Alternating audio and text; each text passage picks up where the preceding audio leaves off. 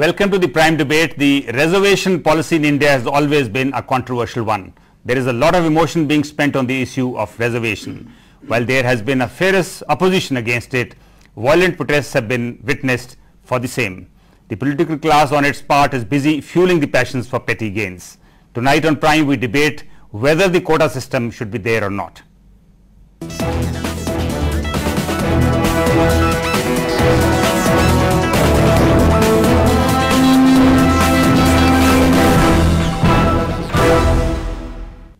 The Jats in Haryana have taken to the streets demanding reservation in government jobs. Their protests have turned violent and one life has already been lost. But is their demand justified?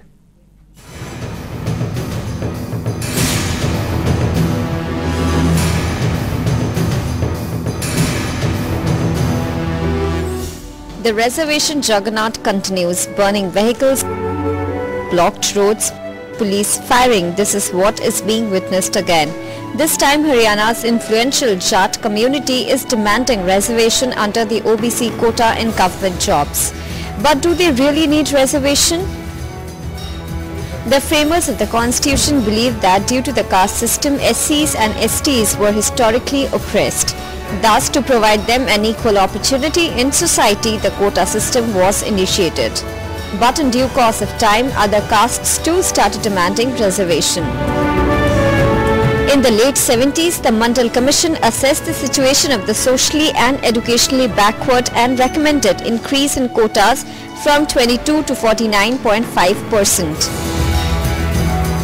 The Mandal Commission recommendations were implemented in government jobs by the then Prime Minister VP Singh. This led to widespread agitations throughout the nation, with upper castes condemning the move. Today, the opponents even term the reservation policy revenge discrimination. The proponents say that the conditions haven't changed for the better and the quota system is needed. Some feel the criteria for reservation should be economic. However, when the reservation demand comes in from all quarters of the society, it raises more questions than answers. To discuss this issue of reservations, we are joined in our studios by Dr. H.K. Bali, Director Cardiology Department, Fortis in Mohali, Professor Manjeet Singh, Director Center for Social Exclusion, Punjab University, Chandigarh, Mr. M.S. Malik, ex-DGP and President Jat Sabha in Haryana, Mr. G.K. Chathrath, Senior Advocate, Punjab and Haryana High Court. Welcome to the studio. Dr. Bali, let me start with you. As of now, the reservation policy has been capped at 50%, out of which 27% goes to the OBCs, 15% for the scheduled castes and 7% to the scheduled tribes. Is that fair? I think we should be first debating the basic concept of reservation. Way back in 1947, we got independence. There were a lot of disparity. We believe that, India is a very diverse country, regional diversities are there, economic diversities are there, social diversities are there. And to a certain extent at that stage it made a little sense to introduce reservation. I think the issue is that over the last 60 years, or more than 60 years now, what headway have we made? Have we gone, we introduced reservation with the idea that we would be improving the general conditions of the public to a stage where we can do away with the reservation. Reservation at the end of the day is a sport being given to people to compete at the normal pace. So my basic issue is the criteria which is used to continue reservation. Secondly, so you're saying that we should have moved on. We should have moved on. But in a lot of ways, I think we are still steeped in traditions. For example, we follow the Vedas, and for the Vedas talked about the caste system, and that is how the reservation system came about.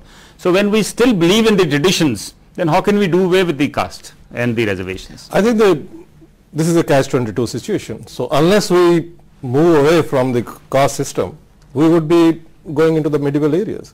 Whereas we should be proud of our heritage, but we shouldn't pick up what was bad in our heritage. If you look at religion also and look at our own Vedic background, new religions came up to take care of the adversities or the bad points which had crept into Hinduism. And you look at Sikhism, you look at Jainism, Buddhism, whichever religion you try to, even in the Hindu religion itself, there was a modernistic viewpoint which has gone on. So whatever is in a lot of ways the others are no better really. I mean, when you come to actually the practical aspect okay, but of it. At least the casteism was all of us appreciate that casteism was one of the major problem in Hinduism at that stage. And to carry on to that thing, and now the census says that we should be going back. The government has introduced caste-based census. That I have a very major problem with that area as a criteria being used for reservation. So okay, let's get Mr. Chatrath into the discussion. Chatrath sahab, tusi as a lawyer, constitutional position ki caste system or reservation de upar? Mr. Sandhu, this book's reservation to the scheduled caste and the backward. The Supreme Court judgment gives reservation to them, but I can go on record that even neither the Constitution nor the judgments of the Supreme Court are implemented in case of scheduled caste. I give you one example, so far Punjab part is concerned. Only one. It was in 1982 in Joginder Sethi versus State of Punjab. The two judges gave a judgment contrary to the judgment of the Supreme Court of 5 judges of 1958, where it was said reservation is a minimum guarantee, not an outer limit. But the Divine Bench of the Punjab and Haryana High Court gave a judgment that's no. Even those who come on merit have to be taken into consideration for reservation. That judgment was interpreted to mean that scheduled caste and the scheduled tribe cannot have more than 25% post, right, either on merit or by selection or by promotion, and they were denied not only by the states of Punjab and Haryana, but they were actually implemented by the High Court. Mr. Malik, now the Jats in Haryana are demanding, to be a part of the OBCs. Mr. What is the basis? Yes. In Constitution, there is a provision that reservation policy should be revived after every 10 years. It has never been done so far, irrespective of any community or tribes or section of the society. In 1955, there was a first commission, Kaka-Kelkar Commission, which gave its reports immediately, but it was never implemented and produced before the Parliament. That committee was meant to study the economic status of various communities for which reservation is required. Then came the Mandal Commission, for which Dr. Bali has talked about a lot. Yes. Mandal Commission was implemented by Mr. V.P. Singh, the then Prime Minister. Well, as per the provisions of the Constitution, which has been narrated by Mr. Chatrath as well, according to Article 15D and 16(4) of Indian Constitution, economic basis and social basis should also be the criteria for including the various backward communities in the OBC list, which was a jargon given by Mr. Mandal. When this report was implemented, Jats were still left out because there was no survey carried out. Other communities which are supposed to be agriculturalist in rural areas, that is, yes.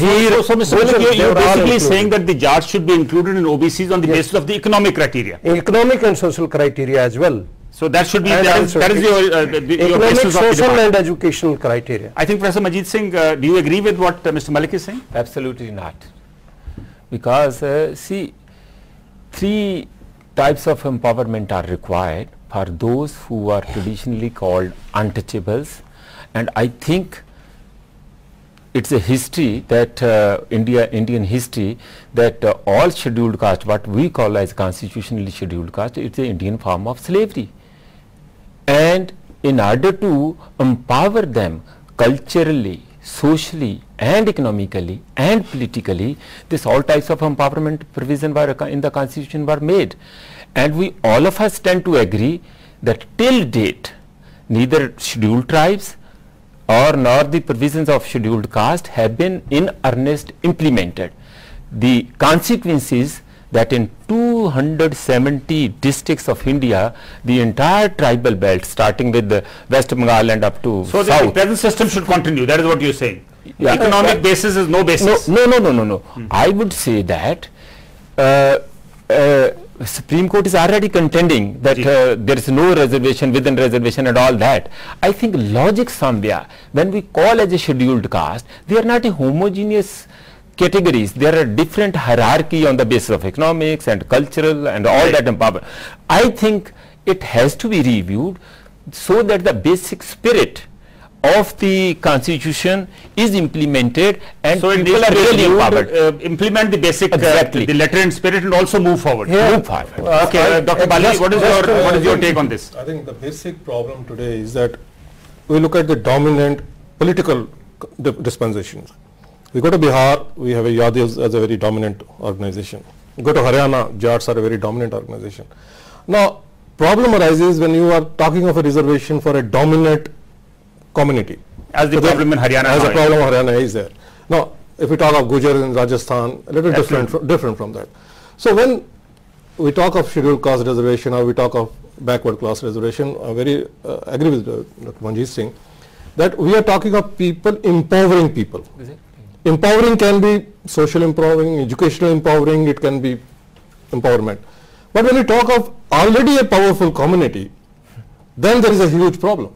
Then we are talking. Then a huge problem. Mr. Malik, there is a huge problem. Yes, Reservation for Jats. They are a very powerful community in Haryana. I think most chief ministers of Haryana have been Jats. You still need reservation? Dr. Bali has pointed out about the Yadav. That's what I want to bring a point. You see, all communities which are at par, much more having more land holdings than the Jats, they are already included in the OBC category. We are not against scheduled caste, scheduled tribes. We are not encroaching upon anybody's other criteria. But Yadavs, he says dominant community in Bihar, but Yadav is in OBC category, both in Haryana as well as throughout Haryana. No, no. OBC category. Let's extend this argument a little further. Let me say that we must understand one thing first. Constitution is source of all powers. Source of all problems or all powers? All powers. But it appears it is also a source of a lot of problems. Dr. Bali, the Prime Minister is even talking in terms of having reservation even in the private sector. Now, he says that this is a part of the UPA's minimum common program. Do you think that should be done? No, I think in since you're working for the private sector and with the private hospitals, that's why I'm asking you. No, I think my basic concern is reservation basis, criteria for reservation. The private sector and government sector is not that particularly important. But if we talk of, I'll digress the question a little bit. Now, is there have been a review at any stage of, we talk about 2,000 and 300 some costs being included under OBCs way back when Mandal Commission was introduced? Is there a provision that at some stage there will be a review of the system? We talk of Jats being included, we talk of other communities being included. Has there been any instance, and I would like to ask Mr. Chatra, is there a provision for review in the Constitution? I think it is not there, but there are judgments of the Supreme Court which says it should be reviewed from time to time for inclusion and exclusion. Oh, the court's the interpretation hai ji, Constitution de vich koi provision. Constitution ch nahi, but they say, what I want to say, revision is there. In Indira Sawhney's case, what happened? It was a question of direct recruitment. The Supreme Court gave a judgment that there cannot be reservation for scheduled caste and scheduled tribe in promotion. There was not a question before it. It was not in the Mandal Commission. Still they gave. The Constitution is amended with effect from 17 June 1995. I say it is not implemented in the state of Punjab till date.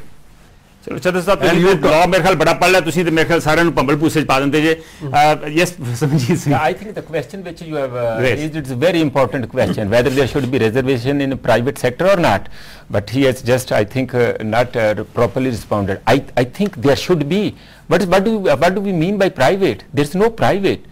All the money which goes to the private sector, which they borrow from the banks, it's a public money, and